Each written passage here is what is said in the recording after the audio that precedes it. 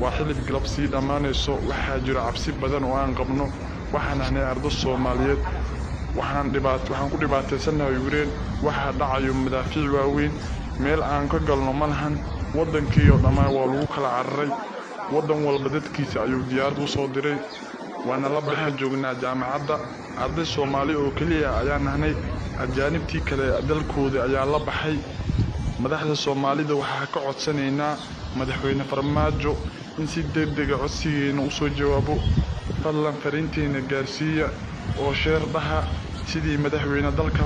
fariintan u gaari lahayd Soomaaliyay hadaan naga naxisiin fariintan sheer gareeya sidoo madaxweynaha dalka u gaari lahayd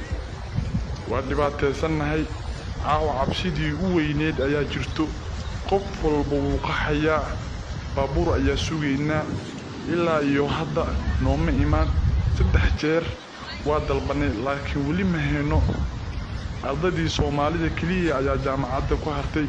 inta kale wadamadooda ayaa watay waxaan nahnay arday gaarayso konton arday oo Soomaali ah iyo kuwo kale badan oo aanan aqoon u lahayn ayaa ku dhibaataysan meesha shacab walba wadankiisa ayaa diyaarad u soo diray wayna la baxeen jaamacaddu waxa ku dhiganaynaa arday qoomiyad kala duwan ka soo jeedo Soomaalidina kaliya ayaa ku haray meesha iyo Afrikaan kale oo aan badnayn madaxda fariintan naga gaarsiiya si degdeg ah loogu bixiyo meesha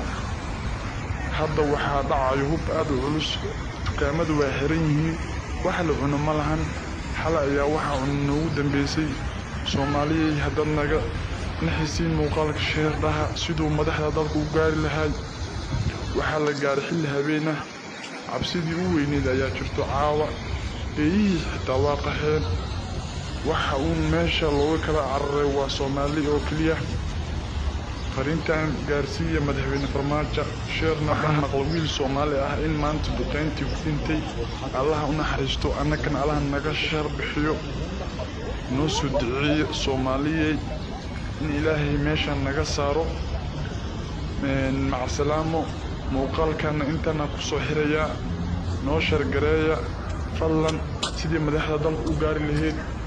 dalkii dad walba dadkiisa ayaa la baxay badanaa meesha waxa ku har waa Soomaalideena oo kaliya ajaanibtii badankood waa baxeen oo dalkoodii ayaa loo waday Soomaalida kaliya ayaa jaamacadda ku haray fariinteena waxaad gaarsiidin qof walba oo wax ka qaban karo iyo madaxda dalka sidii si degdeg ah ugu bixi lahaayeen ardada dhibaataysan arday badan meesha ku dhibaataysan ardada ayaan anigu hadlayaa anigu waxdeeda aad u dhibaataysan anigii laba gabdhood oo kale ila dhashay insha Allah muuqaal kale ayaan soo duubi doonaa xalkeena meesha ayuu marayo muuqaalkan loo sheer gareeyo